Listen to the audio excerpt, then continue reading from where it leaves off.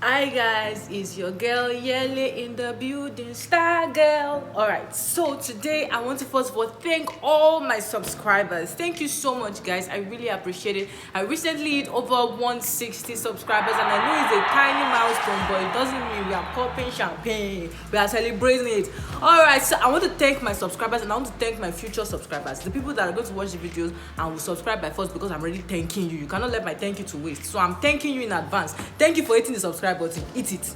Yeah. All right, so today I'm going to be showing you something that confused me when I was growing up in fashion, or I was a baby in fashion. I'm still a baby, no, but like I think I'm a little better now, but like there was something that used to confuse me about necklines. All right, so I see pictures and I don't know if it's a circular neckline. I just noticed that it looks like a turtleneck, but it's not a turtleneck because it's flat on the chest. So I wanted to know, like, why is this one a turtleneck, or why is it not a circular neckline, or whatever, and how do I cut it? How do I know the difference between a circular neckline and a normal turtleneck neckline, or a bishop neckline, or a high neckline? You understand what I'm saying. All right, so this is an example of a circular neckline. You see that it lays flat. It just lays flat on the chest. It doesn't go high to the neck side. It just lays flat, just like this. This is a circular neckline. But if it was a turtle neckline, it's going to rise to the neck and hug the neck. It's mostly for winter, or autumn or something, just to keep your neck warm. But this is a circular neckline. So today I'm going to be showing you how to cut the circular neckline and how to cut the turtle neckline, so you don't mix both of them together. So you know that when you see a picture or you see something that you want to make, you know that this one is circular, this one is turtleneck, and that is all we're going to do. All right, let's do it. Okay, we're going to kick off with the turtleneck collar, aka the bishop neck collar, aka the Chinese collar. It has so many AKs. Pick any of the AKs. I'm going to imagine that the roundness of my neckline is 15 inches, but you have to measure the neckline of what you want to attach the collar to. So imagine that it is 15 inches. I'm dividing that into 2, and I have 7.5 inches, and I'm going to just draw a line upwards to show my 7.5 inches line.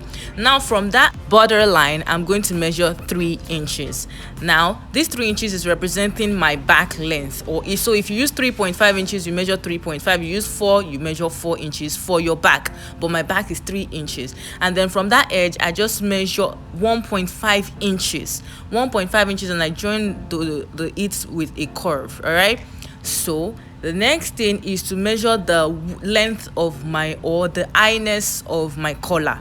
My collar's royal highness. The royal highness I'm going to use is 2 inches. So I'm going to just measure 2 inches. Now from the edge of my paper, I'm going to measure 1 inch, like so, and then join those lines together, 1 inch to the edge.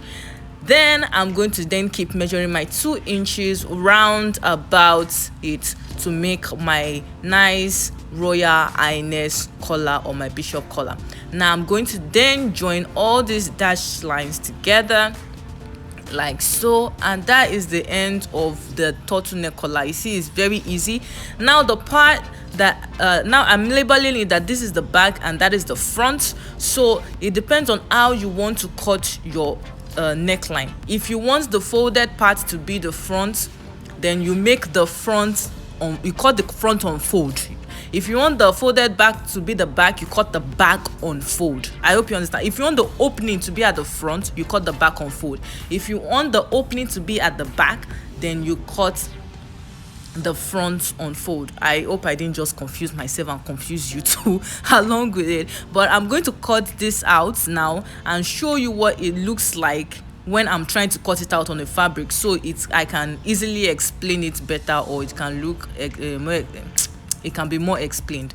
So I'm just labeling it. Down is 1.5 inches, while to the side 1 inch is what I took out. So you can take a screenshot of this if you can see it clearly, just so next time you can easily access how to make the turtle neckline. So like I said, this could be known as a turtle neckline, it could be known as a Chinese neckline, it could be known as a bishop neckline, it could be known as a stand-up neckline or a high neckline. But this pattern actually works for a range of necklines that is high up the neck. So I want to show you what it looks like if I want to cut my neckline. So the first thing is to make sure you label your pattern.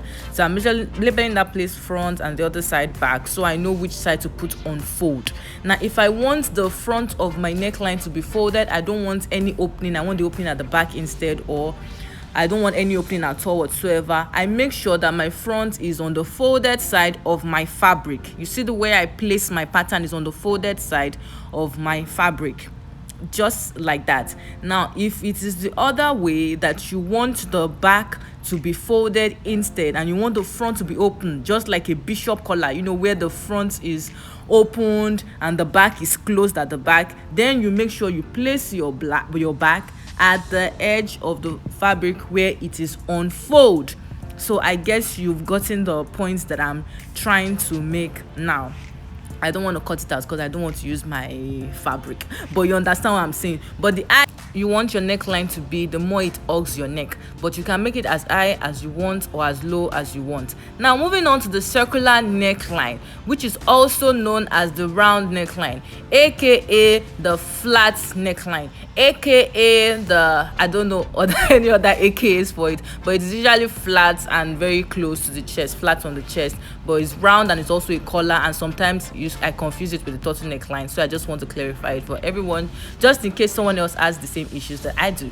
So the first thing is I drew my borderline as I did for the turtleneck also.